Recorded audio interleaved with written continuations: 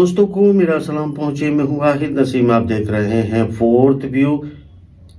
फिर आज कुछ दूर दराज के बाद, कुछ बहुत राज के बाद, हम युद्ध के उन खास मौजूदा हालात से पर्दा उठाने की कोशिश करेंगे जो अभी तक मंजर आम पर नहीं है। मगर उससे पहले हम बात करेंगे कुछ बड़ी खबरों की, जैसे G20 में क्या रहा, सफल हुआ असफल हुआ, भारत को घेरने की लंबी प्लानिंग का क्या हुआ और आगे क्या होने जा रहा है। इसके अलावा आने वाले दिनों में चीन, रूस और भारत के विदेश मंत्रियों की एक मीटिंग होने वाली है। उस पर भी कोशिश करेंगे कि उसका क्या नताइज हो सकते हैं और उसका क्या मतलब है, इस पर भी थोड़ी सी गुफ्तगू कर लेंगे। और एक खबर जो है हम बहुत ही खतरनाक सेंसिटिव है, इस पर भी इसकी शमूलियत करने की कोशिश करेंगे कि यूरोपियन यूनियन के जो इंडस्ट्री कमिश्नर है उन्होंने क्या कहा है और क्यों कहा है कि हमें यूरोपियन यूनियन को ब्रिटेन सहित अपनी अर्थव्यवस्था को युद्ध बेस अर्थव्यवस्था में तब्दील कर देना चाहिए। ये आने वाले दिनों में किस तरह की संकेत, किस तरह की निशानदेही कर रहा है, इस पर भी बात करेंगे। सबसे पहले अब हम शुरुआत करते हैं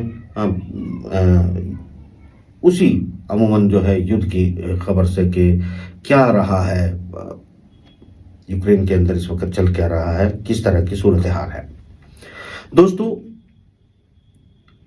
जैसा कि आमतौर पर आपको खबर मिल रही होगी कि बाखमुख्त में, जिस तरह मैंने बहुत कई बार पहले भी बताया है कि अब लड़ाई गलियों में हो रही है, बिल्डिंगों में हो रही है, और ये और कितने दिन इसमें बचे हैं। तो मेरे ख्याल से 3-4 रोज पहले मैंने कहा था कि अब वक्त आ गया है कि शायद ये ख़त्म होने के कगार पर है और रशिया इसे कंप्लीट फतेह हासिल कर लेगा। जबकि एक थर्ड विंडो खोल के रखा हुआ था जिसमें से आने दिया जा रहा था यूक्रेन के फौजियों को, या यूक्रेन के नाम पर लड़ते हुए वेस्टर्न फौजियों को भी एंट्री का रास्ता खोल कर दिया गया था। और यहाँ जो वैगनर ग्रुप के लड़ाके, जिनको खास तौर से ट्रेंड किया गया है, जिसे प्राइवेट या पुतिन की आर्मी भी कहा जाता है, इन्होंने किस तरह की कारकर्दगी यहाँ पर अंजाम दी है, ये भी मेरे ख्याल से उतनी मंजर आम तक नहीं आ पा रही है बातें जितनी आनी चाहिए। बाखमुत में तमाम तर हथियार जिनका जिक्र भी नहीं करते, वो हथियार भी पश्चिमी जगत ने मुहैया कराए और इस जगह को एक फाइनल डेस्टिनेशन मानकर यहाँ रिटेलिएट देकर कोशिश की गई पश्चिम की तरफ से। क्योंकि मैं पश्चिम का बार बार सीधे नाम लेना चाहता हूँ कि यूरोपियन यूनियन के साथ अमेरिका सीधे यहाँ पर लड़ रहा है। यूक्रेन में ना कोई दम है, यूक्रेन में ना कोई हिम्मत है। यूक्रेन के नाम या यूक्रेन की ज़मीन पर लड़ी जा रही जंग में डायरेक्ट ये युद्ध अमेरिका से है। अमेरिका की बड़बोलापन, अमेरिका के मंत्रियों का, उनके प्रेसिडेंट का बड़बोलापन लगातार जारी है, मगर उन्होंने अपनी युद्ध सामग्री, एक बात मैं आपको बताने की कोशिश यहाँ भी करता हूँ कि मीडिया ये कोशिश करता है ढके छुपे लफ्जों में साबित करने की कि अमेरिका पूरी तरह से या वेस्ट जगत पूरी तरह से यूक्रेन को हथियार नहीं दे रहा है, इसलिए यहाँ पर जीत हासिल नहीं हो रही है। ये असल में यूक्रेन के साथ धोखा किया जा रहा है। ये कोरी एक बकवास है, इसके कोई मायने नहीं है। ये एक तरह से जो मेरी माजी में की गई तमाम जो प्रेडिक्शंस थी, उनको अगर आप जहन में रखेंगे तो आपको एहसास होगा कि हम किस तरफ जा रहे हैं। ये परमाणु युद्ध की धमकी, बार बार परमाणु आर्मगेडोन और कयामत और ये सब बातें जो हैं उनकी एक प्लानिंग का हिस्सा है। यहाँ प्लानिंग का हिस्सा है, मगर बिल्ली के गले में घंटी बांधेगा कौन, इस सिचुएशन पर कभी बात नहीं करते या इसे बताना नहीं चाहते। आपने 50 बार सुना होगा कि मीडियाबाजी में, अभी भी आप सुनते रहेंगे, पुतिन बीमार है, पुतिन का नकली जो है वो घूम रहा है, क्लोन घूम रहा है, टॉनी घूम रहा है, और अभी उसको हाथ फालिज मार गया है, हार्ट अटैक हो गया। ये पश्चिमी जगत की छल कपट की पुरानी नीति है और ये छल कपट और झूठे लोग हैं देखिए, मैं आम जनता की बात नहीं कर रहा हूँ। एक बात और मैं वाज़ेह करता चलूँ, ना मैं आम यहूदियों की के खिलाफ़ हूँ, ना मैं आम ईसाइयों के खिलाफ़ हूँ, ना आम किसी भी दूसरी जाति धर्म के खिलाफ़ हूँ। मगर जो लोग गलत करते हैं, मैं उनकी निशानदेही करके ये कोशिश करता हूँ कि आपको ये बातें आप तक पहुँचाऊँ कि दरअसल मुझे क्या लगता है कि ये कौन इसके पीछे और क्या कर रहा है, उनके मकासद क्या हैं। जिनको मैं झूठे छल कपट के लोग कह रहा हूँ, उन्होंने देखिए, एक एक परिवार के बारे में आपको मैं बहुत सारे प्रोग्राम बनाकर दे चुका हूँ, बहुत सारी चर्चाएं कर चुका हूँ। मुझसे पहले शायद ये नाम कभी चर्चा में भी नहीं था। पिछले 8-10 सालों में इस नाम को लेकर मैंने जिस तरह के खुलासे किए और जिस तरह की गुफ्तगू आप लोगों के साथ की है, उसके बाद सर्च, रिसर्च और ये मंजर आम पर बातें आने लगी हैं। उन्होंने जिस तरीके से यहूदी कम्युनिटी को भी अपने साथ इस्तेमाल की कोशिश की, हालांकि वो भी यहूदी हैं और यहूदियों के आलिम यानी रब्बी उन्हें कहते हैं। उन्होंने जिसने इस शुरुआत की थी वो रब्बी की, जो यानी एक तरह के उनके अपने मौलवी, मुफ्ती या कारी उनको कहा जा सकता है, उनके अपने हिसाब से वो आलिम। उसकी पढ़ाई करने के बाद उस बिजनेसमैन ने बैंकिंग की व्यवस्था शुरू की, कंपनी एक्ट शुरू किए, बहुत सारी चीज़ें शुरू की और उसी के प्लान में मसाहा को बुलाने के लिए यरूशलेम की निशानदेही की गई और फिर यरूशलेम पर यहूदियों को कैसे ले जाया जाए उसके लिए हिटलर का इजाद किया गया। उसके बाद नाजियों का जो है जवाब पैदा किया गया और उसके बाद बहुत कुछ चलता रहा। हम उस मौजू पर नहीं जाते हैं, वापस लौट आते हैं क्योंकि अब उन लोगों की चर्चा करनी ज़रूरी है। सेकेंड वर्ल्ड वॉर जब शुरू हुआ था तो सेकेंड वर्ल्ड वॉर में ख़त्म होने की नौबत शुरू हुआ तो मतलब हिटलर ने काफ़ी हद तक फतेह हासिल कर ली। इनके प्लान से वो बाहर निकलने लगी चीज़ें, यहाँ तक कि यूरोप पर ख़तरा मंडराने लगा और कब्ज़े की नौबत आ गई। तो एक गलती जो हिटलर ने की वो ये कि स्टालिन के साथ छेड़खानी की, रूस में दखल दिया और एक लंबी लड़ाई रशिया के साथ लड़ी। रशिया में यूक्रेन जहाँ पर आज लड़ाई चल रही है, इसी इन्हीं जगहों पर जर्मनी के फौजियों के साथ, नाजी फौजों के साथ लड़ते हुए रशिया ने एक स्ट्रैटेजिक मूव लेते हुए आगे बढ़ते हुए फिर दोबारा इनको हटा के बर्लिन में सरेंडर करवाया और सरेंडर करवाने के बाद मतलब हिटलर का खात्मा हुआ, जिसकी वजह से यूरोप बचा, जब फ्रांस बचा, ब्रिटेन बचा, अमेरिका बहुत दूर था। मगर इस बीच में यूरोप पर पूरे पर कब्जा हिटलर कर लेता अगर यूएसएसआर नहीं होता। और यूएसएसआर की करोड़ों लोगों की जो जिंदगियां गई उस युद्ध में, एक भारी कुर्बानी देने के बाद जिन लोगों को बचाया, वो लोग उसी वक्त के बाद जैसे ही जापान पर हिरोशिमा और नागासाकी बम जो है गिराया गया, उसके तुरंत बाद से रशिया के खात्मे की प्लानिंग, यूएसएसआर के खात्मे की प्लानिंग उन्होंने शुरू कर दी। यही वजह थी कि एक तरफ सेकेंड वर्ल्ड वॉर ख़त्म हुआ, दूसरी तरफ शीत युद्ध के नाम से कोल्ड वॉर इन्होंने शुरू कर दिया। और उसके बाद कुछ दिन गुजरे ही थे, क्योंकि देखिए सेकेंड वर्ल्ड वॉर में जब 45 में अमेरिका ने अपना परमाणु बम गिराया था, तभी उनकी खुफिया एजेंसी, उनके इदारों को पता था कि रशिया बहुत नज़दीक है परमाणु बम के और 1948 या 49 में परमाणु बम लेकर हमले के लिए रशिया तैयार, यूएसएसआर तैयार होगा। उसके बाद जो एक अमेरिका की एक भयानक चुनौती दुनिया के सामने सिंगल पोलर के तौर पर उभर के आ रही है, वो उसको चुनौती मिलेगी, उसका खात्मा होगा। रूस के साथ या यूएसएसआर कहें, उसके साथ में इन लोगों की क्यों नहीं बन सकती थी और क्यों ये लोग जो हैं यूएसएसआर को ख़त्म करने चाहते थे, उसके पीछे एक इनके अपने सोच, प्लानिंग, पार्ट और नकली इनके अपने धर्म में, माफ़ कीजिएगा, यहूदियत में इस तरह का कोई प्लान नहीं है, ब्याज कोई जायज़ नहीं है, बैंकिंग कोई जायज़ नहीं है, मगर इन्होंने मैनिपुलेशन करके उन सबको जायज़ किया। और ये नबूवत के वक्त में भी कभी भी जो भी ब्याज को रोकने आया, उन्होंने उनकी बातें नहीं मानी, वक्ती तौर पर इन्होंने तस्लीम किया, उसके बाद फिर ये आगे बढ़े। कुल मिलाकर बात यह है कि रूस के लोग, चूंकि यहाँ पर एक कम्युनिस्ट थॉट जन्म चुका था और तद कम्युनिस्ट विचारधारा को लेकर आगे बढ़े जा रहे थे, जो कम से कम पूंजीवाद के खिलाफ था। अब सवाल ये था कि मसाहा को बुलाना, यरूशलेम को खड़ा करना, इजराइल का निर्माण करना और पूरी दुनिया पे अपनी एक धार्मिक सत्ता को कायम करने के लिए पैसे की, फंड की जरूरत थी, जिसमें पूरी हुकूमत पूरी दुनिया पर की जा सके। इसमें रशिया एक बहुत बड़ा यूएसएसआर रोड़ा था। इसीलिए इन्होंने ईसाइयों का या उन्हीं के धर्मों का, उन्हीं के देशों का इस्तेमाल किया और एक मीडिया को अपने कंट्रोल में करते हुए प्रोपोगंडा, बुद्धिजीवी, किसी को बताकर राइटर, ये आज भी बहुत कुछ चल रहा है, उसी तरह के लोगों को अपने साथ मिलाकर इन लोगों ने एक ऐसी नफरत यूएसएसआर और रूस के खिलाफ पैदा कर दी, जिसे मतलब आप ये समझ सकते हैं कि अगर आप इजराइल के लोगों से पूछेंगे या फिर जो भी इनकी कंपनियों के साथ काम करते हैं, उन्हें कहेंगे कि आप दुनिया में सबसे बुरी चीज़ किसको मानते हैं, तो अंदर से निकल के आएगा, बहुत खोदने पर आपको पता चलेगा दरअसल आखिरी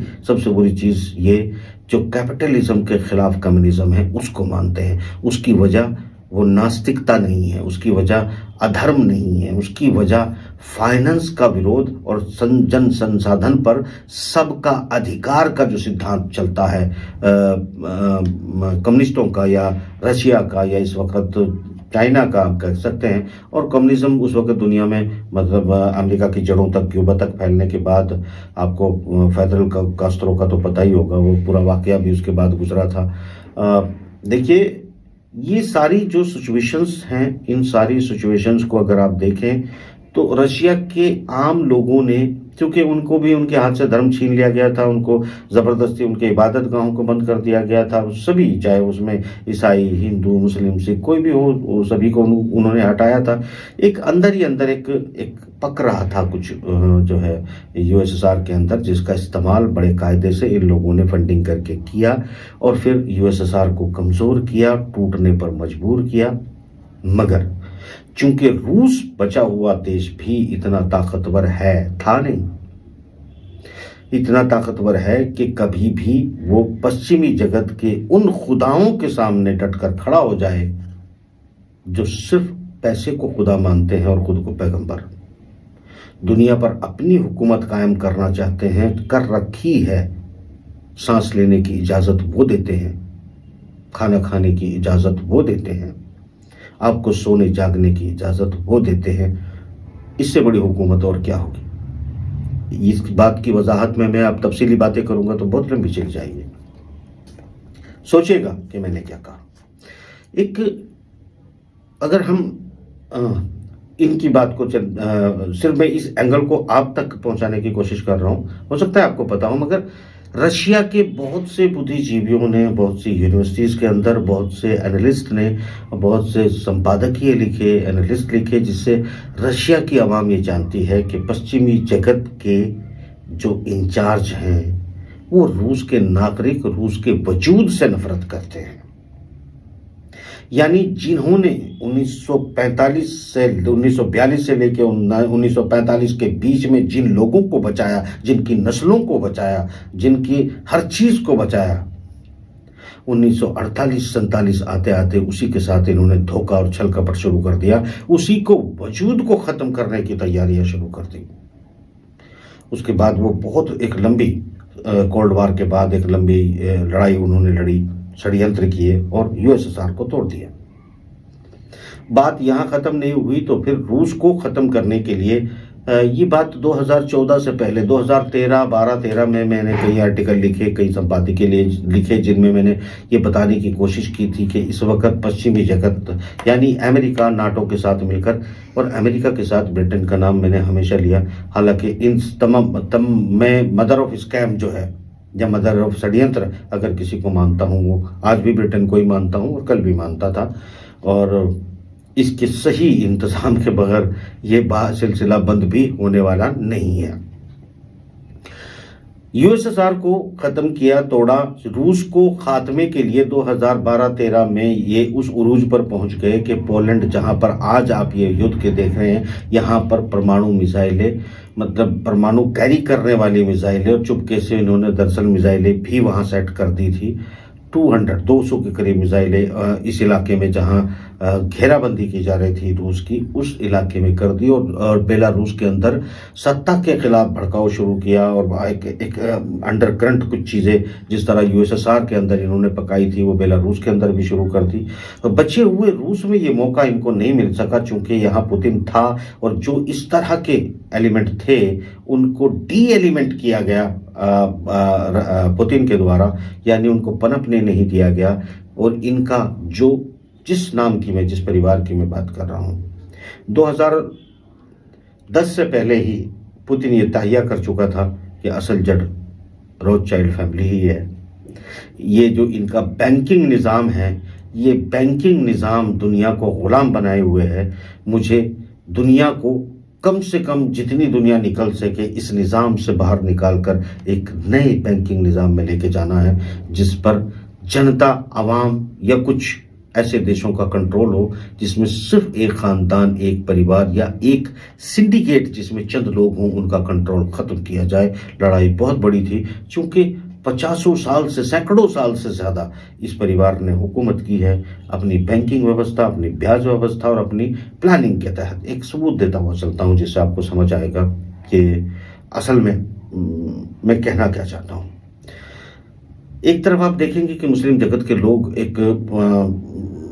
कुछ लोग, इसमें मेरे फॉलोअर की बड़ी भारी तादाद में कमी हो रही है क्योंकि मैं कुछ ऐसी बातें आजकल कह रहा हूँ जो बिल्कुल सच है, मगर चूंकि लोगों को जिस तरीके से सैकड़ों सालों से ये पागल करते आए हैं और षड्यंत्र के जरिए जैसे उनके दिमाग को कैप्चर करके इन्होंने चाहा तो कट्टर बनाया, इन्होंने चाहा तो विनर्म बनाया, इन्होंने चाहा तो नॉर्मलाइज किया, इन्होंने चाहा तो सेकुलर बनाया और इन्होंने फिर चाहा तो कट्टर बनाया। तो ये जो इनके धर्म के नाम पर कार्ड खेले जाते हैं, ये सिर्फ आप इन लोगों में से आपके धर्म के सिंबल या धर्म कंट्रोल करने वाले कुछ लोगों को कैप्चर बस किया जाता है। उसके बाद एक भेड़ को कंट्रोल करना बहुत आसान है क्योंकि उनको सिर्फ गडरिये के पीछे चलना आता है और ये परिवार सिर्फ गडरियों को हैंडल करता है।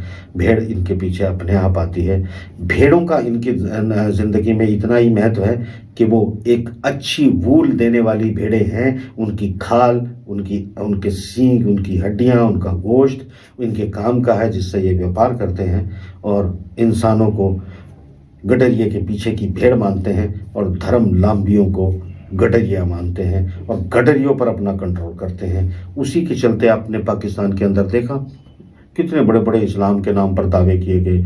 पूरी दुनिया पे रेडिकल इस्लाम नाम की छाप छोड़ने वाला पाकिस्तान की आतंकवादी बनाता है, इस्लामिक आतंकवादी बनाता है। इस्लाम का नाम इस्तेमाल करके इस देश में कभी विरोध नहीं हुआ, इस देश की सत्ताओं ने विरोध नहीं किया। आपको बता दूं कि पिछले हफ्ते ये खबर आप तक पहले से मौजूद है, रोथशाइल्ड फैमिली के कुछ लोग आते हैं इस्लामाबाद, मीटिंग करते हैं पॉलिटिशियंस से, वहाँ की फौज से, यानी बैंकिंग निज़ाम और कर्ज जो उनका पुराना खेल है उस पूरे खेल को कंट्रोल करते हुए या डूबते हुए या टुकड़ों पर मोहताज हुए, जो कि उन्हीं के लोगों ने जिनसे उन्होंने करवाया, उनको फिर से अपने मुकम्मल कंट्रोल में लेने के लिए उनके साथ, पाकिस्तानियों के साथ मीटिंग की गई।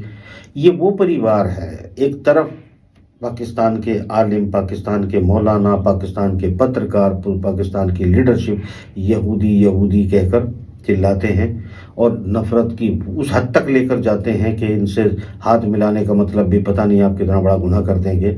ऐसा तसव्वुर लेने वाले लोग अपने देश में वेलकम करते हैं ऐसे परिवार का जिसका मकसद है इस्लाम का विरोध, जिसका मतलब है यरूशलेम की फतह, जिसका मतलब है ईसाइयत और इस्लाम और बाकी धर्मों को ख़त्म करके यहूदियत के दुनिया पर राज को कायम करना, और जिनका मिशन फाइनेंस, ब्याज और धार्मिक है, उनको वेलकम किया जाता है। ये भीड़ या भेड़ क्या कर लिया उन्होंने, क्या कर लेंगे उनका? कुछ नहीं। इसको कहते हैं गुलामी। आपके सामने अब वो खुल के भी आने लगे हैं। पहले तो इस परिवार का कभी नाम ही नहीं आता था। पहले तो इनका, क्योंकि आपकी दुनिया के जितने भी बैंक हैं, जब इसकी आखिरी कड़ी जाकर जुड़ती है, चाहे वो पैसों के ट्रांजैक्शंस हों, चाहे वो फिर उनकी मनी का गारंटी हो, बहुत कुछ है इस पे। इतनी लंबी इस प्रोग्राम में बात नहीं की जा सकती कभी तफसील से। कैसे उनसे आखिरी कड़ी हर बैंक की जाकर जुड़ती है, ये ज़रूर आपको समझाने की कोशिश करूंगा। हमारा वैसे एक निज़ाम बिल्कुल ख़त्म होगा। मैं दुआ करूंगा ऊपर वाले से कि पुतिन की ज़िंदगी भी रहे, उसका अज़म जो है वो कायम रहे और बढ़ता रहे, ताकि शैतानों का खात्मा किया जा सके, कम से कम शैतानी निज़ाम का खात्मा किया जा सके, इंसानियत एक खुशहाल ज़िंदगी गुजारे। ये जो खबरें आप देख रहे होते हैं, इन खबरों को पूरी तरह यही लोग कंट्रोल करते हैं और आप तक उतनी खबरें और वैसी खबरें पहुंचाई जाती हैं जैसी वो चाहते हैं। इसीलिए आपका माइंडसेट जो है ऐसी खबरों को बड़ी आसानी से तस्लीम करता है, जिससे आपके आपके बाप दादा के, आपके परदादा के डीएनए को ये कंट्रोल करते आए हैं। आप उस डीएनए के मोहताज हैं, आप गडरिए के मोहताज हैं, आप एक भेड़ से ज़्यादा कुछ भी नहीं हैं। अलबत्ता बिल्कुल ऐसी बातें मैं आपसे कड़वी कड़वी करूंगा तो आप मेरे अनुयायी कैसे हो सकते हैं? आप मेरी बातों को तस्लीम करेंगे भी तो आप उसे जाहिर कैसे कर सकते हैं? क्योंकि मैं तो आपसे वो बातें कर रहा हूँ ना जो आपके अंदर मैं एनालिसिस कर रहा हूँ, सबूत दे रहा हूँ सब चीज़ों के। यानी एक अभी आपको पाकिस्तान विजिट की जो सबूत दे रहा हूँ, इससे बड़ा सबूत आपको और क्या चाहिए?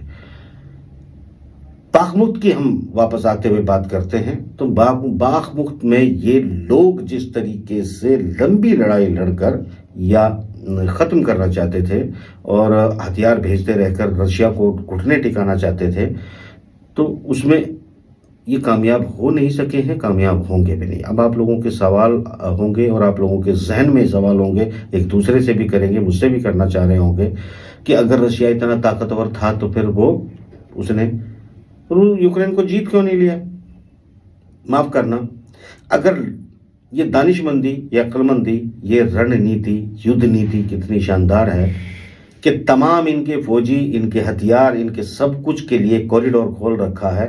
यूक्रेन की ज़मीन में से जहां का 50% जो है नागरिक भाग चुका है यूरोप में, जो अब इन्हें झेलना भारी होगा, और 50% के आसपास भाग चुका है रशिया में, जो रशियन भाषी थे 40% के करीब। 7 से 10% लोग सिर्फ यूक्रेन में बचे हैं। बाकी जितने लोग हैं वो इनकी खुफिया एजेंसी हैं, इनके एजेंट हैं, इनके खरीदे गए गुंडे हैं, इनके वो आतंकवादी हैं जिनको ये कभी इस्लाम के नाम से बनाते हैं तो कभी दूसरों के नाम से बनाते हैं तो किसी को तीसरे के नाम बनाते हैं। ये इन्हीं की यूनिटें हैं, ये गडरियों पर चलवाई जाती हैं। गडरिये आवाम में इनके लिए माहौल तैयार करते हैं। गडरियों की ज़रूरत क्या है? यानी कि जब इनके पास सब कुछ सत्ताएं हैं तो गडरियों की ज़रूरत क्यों है? इसलिए गडरियों की ज़रूरत है कि भेड़ की व्यूल चाहिए। और चूंकि ये लोग जो हैं, इनका पूरा का पूरा मामला और सोच इस बात पर मुनहसर है कि तब जब तक पूरी दुनिया के फाइनेंस को ये कंट्रोल नहीं करेंगे तब तक ये लोग जो है दुनिया पर अपनी पूर्ण हुकूमत कायम नहीं कर सकते। तो इसलिए भेड़ों का गोश्त, उनके खुर, उनके सींग, उनकी खाल, उनकी वूल इनके लिए एक प्रोडक्ट है और उस प्रोडक्ट के लिए गडरिये ज़रूरी हैं। गडरियों से उतरवाई जाती है, खटीकों से कटवाई जाती है और गडरियों से जो है उनको नामबंद किया जाता है और उसका इस्तेमाल किया जा रहा है। ये तमाम बातें जो मैं आपसे कर रहा हूं, व्लादिमीर पुतिन एक एक लफ्ज, एक एक बात को जानता है। वो जानता है ये क्या करेंगे, वो जानता है कि ये क्या सोचते हैं, वो जानता है कि इनको खत्म कैसे करना है। ये सपने, ये ख्वाब, बकवास है, इनके कोई मायने नहीं। दोस्तों, मैं आपको एक बात और कहना चाहता हूं यहां पर कि आपका उसका सवाल का जवाब दे दूं कि क्यों नहीं किया। ये पहली बार हो रहा है कि आधुनिक दुनिया में, जब दुनिया में सिर्फ एयर स्ट्राइक की जाती हैं, तो रशिया ने स्ट्रैटेजी अपनाई कि वो एयर स्ट्राइक के बजाय ज़मीनी युद्ध करेगा और पहले दूसरे दिन के अंदर पूरी आर्टिलरी, टैंक, बख्तरबंद गाड़ियां पूरे यूक्रेन में फैला दी। यूक्रेन को भी घेर लिया, इसको भी घेर लिया। पूरा कोहराम मचाने के बाद फिर वहां से स्ट्रैटेजिकली जो है एक जिस इलाके को सबसे पहले खाली और कैप्चर कराकर ब्लैक सी और दुनिया से डिस्कनेक्ट करके लैंड लॉक करना था। सिर्फ एक रास्ता पोलैंड का छोड़ना था जहां से यूरोप के साथ एक लंबी लड़ाई को लड़ना है या फिर रास्ता बनाना है। तो ये इसको जानबूझकर छोड़ा गया था। यहाँ ये ज़मीनी लड़ाई के बाद धीरे धीरे धीरे धीरे अब एयर स्ट्राइक की मिकदार को बढ़ाया जा रहा है। इसमें 1 साल का समय लग गया।